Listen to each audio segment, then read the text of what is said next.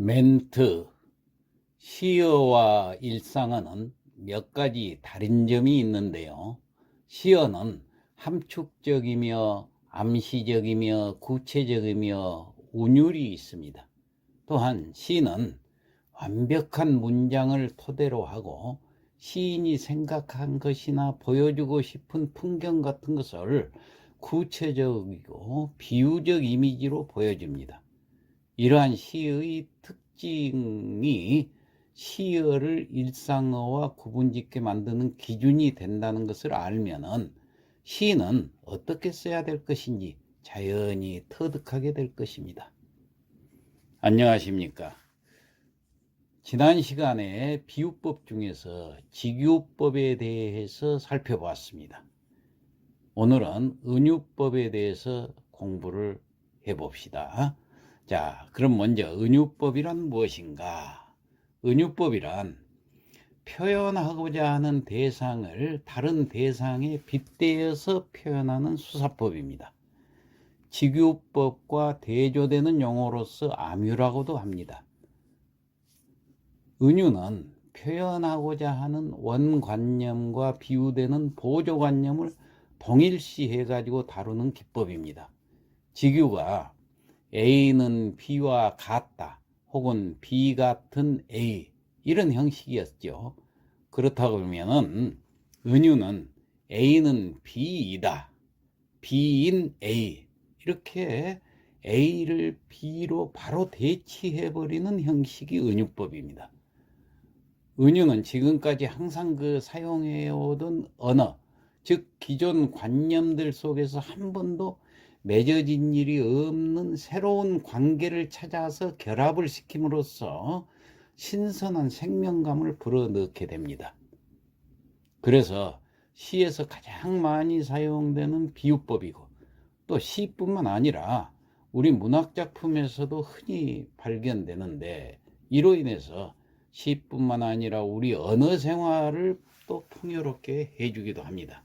예를 들어서 내 마음은 호수요라든가 또 봄은 붉은 고양이로다 이런 대표적인 예를 들 수가 있습니다. 그러니까 은유법은 뭐뭇은 뭐뭇이다 이렇게 정의가 됩니다. 그래서 두 대상이 아주 동일한 것처럼 보이게 하는 것이 은유법이다. 자, 다시 더 구체적으로 설명을 해보자면은 은유를 메타포라고 그러죠. 이 메타포라는 것은 비유법 중에서도 가장 고도의 상상력을 요구하는 것입니다. 특히 문학의 테두리에서는 아주 절대적입니다. 그래서 은유 자체가 여러 가지 비유법을 총괄하는 의의를 지니기도 하지요. 상징적 단계가 가장 높은 비유법이라고 말할 수 있습니다. 직유와 은유를 등식으로 표시해 보면은 직유는 A 플러스 B 혹은 A 근사값 B의 표현이 됩니다. 여기서 이 부호는 수학에서 근사값을 말하죠. 즉 근사치라고도 하는데 이 근사치는 어림수와 같이 참값에 가까운 값을 뜻합니다. 조금 더 쉽게 설명하자면 근사값을 쓸 때 또는 양쪽 값이 거의 비슷할 때 사용한다고 할 수 있습니다. 그러니까 시에서도 원관념과 보조관념이 비슷할 때 사용할 수 있다는 뜻입니다. 대신에 은유는 A는 B이다 이렇게 나타내죠. 그래서 A 이코르 B는 은유로 표시하고 직유는 A 근사값 B로 표시를 합니다. 그러니까 A는 B이다 라고 할 때 A가 본질적으로 바뀌어서 B에 접근함으로써 A도 아니고 B도 아닌 새로운 본질을 드러내게 됩니다. 그러므로 은유는 주관적이고 직관적인 판단으로 모든 사물에 대한 관념에 대한 유사성 그리고 상상력을 폭넓게 활용할 수 있어야 합니다.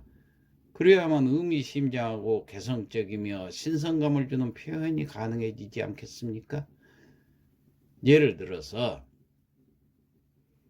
남성은 늑대, 여성은 여우 이런 말을 흔히 쓰는데 이는 남녀 속성, 개성 따위를 어디다 비교한 겁니까? 짐승에다 비교한 거 아닙니까? 이게 이런 것이 바로 이제 가장 보편적인 은유법 이해가 되죠.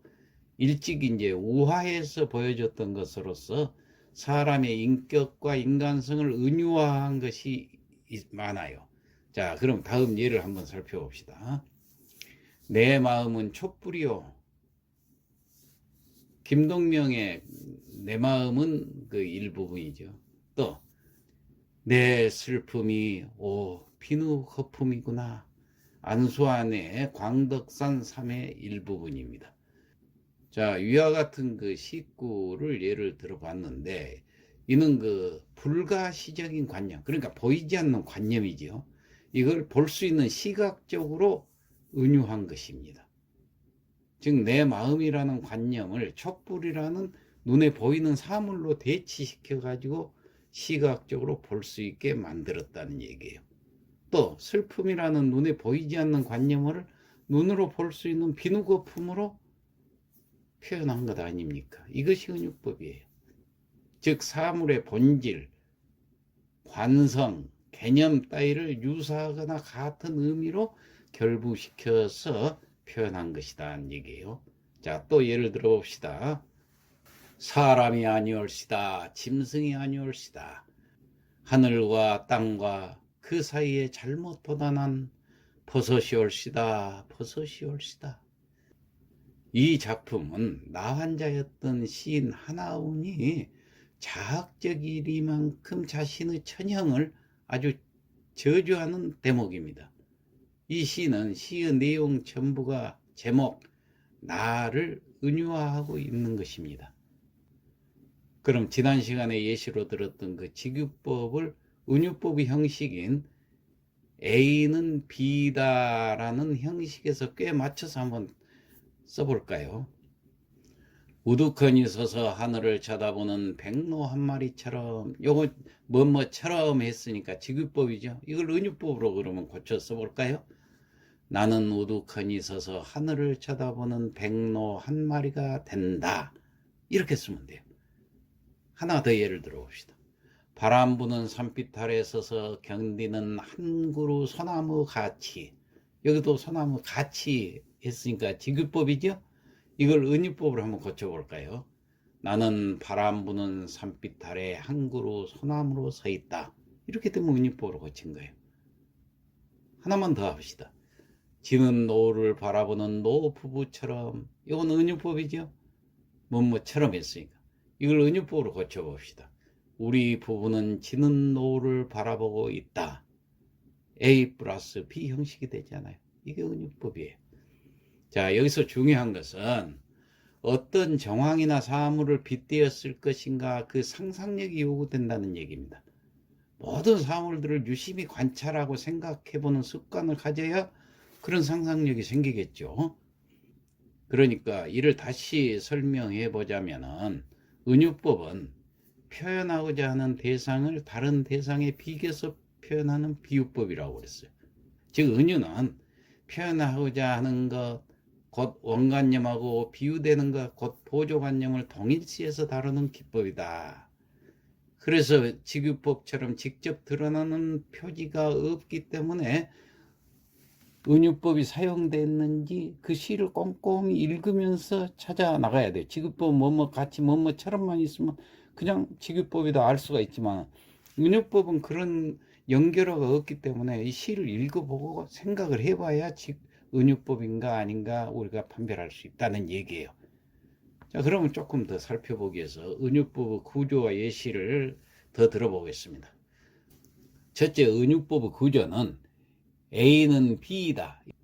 이럴 때 A는 원관념이고 B는 보조관념이다 그랬죠. 예시를 봅시다. 내 마음은 호수요.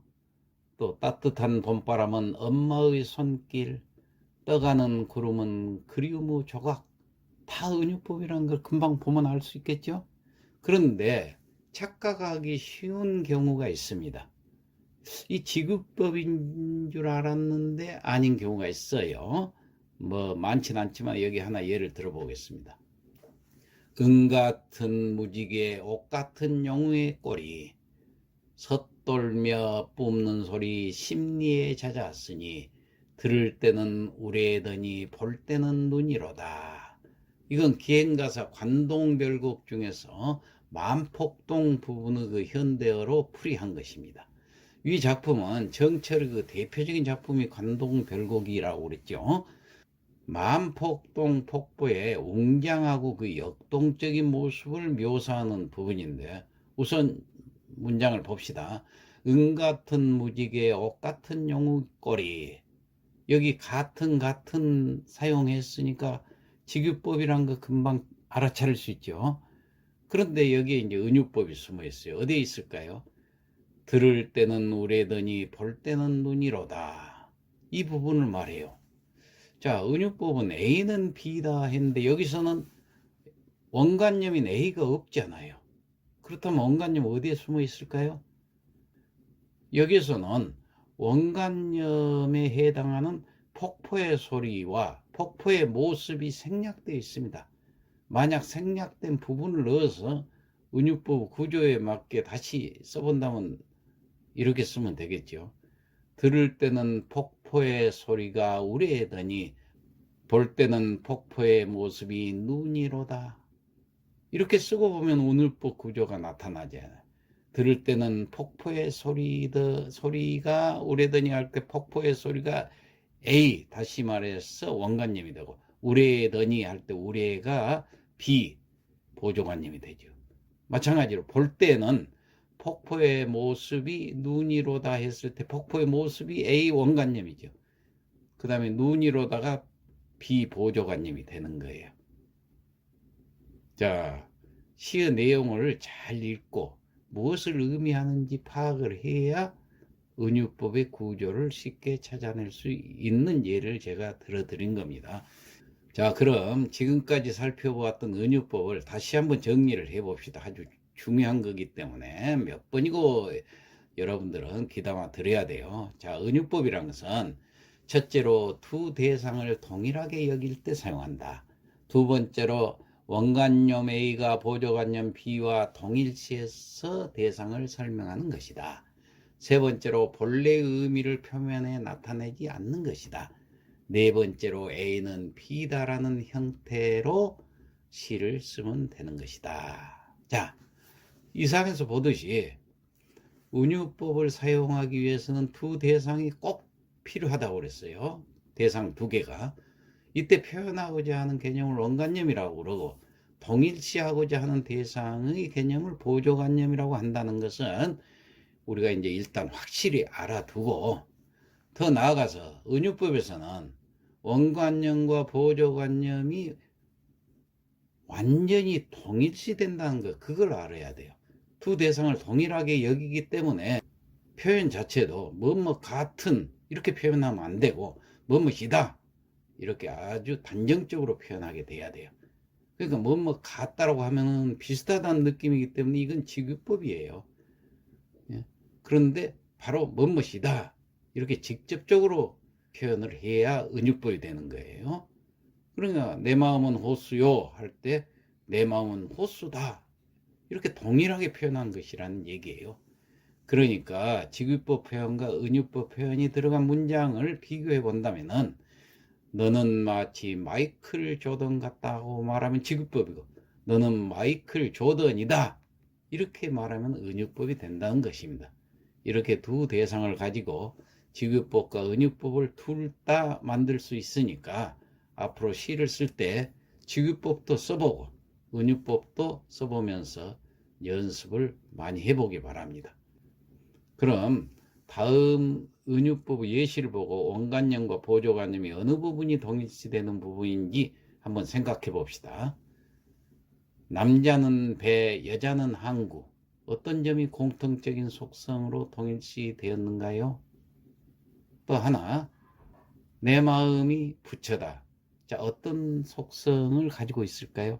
이거 한번 생각해 보세요.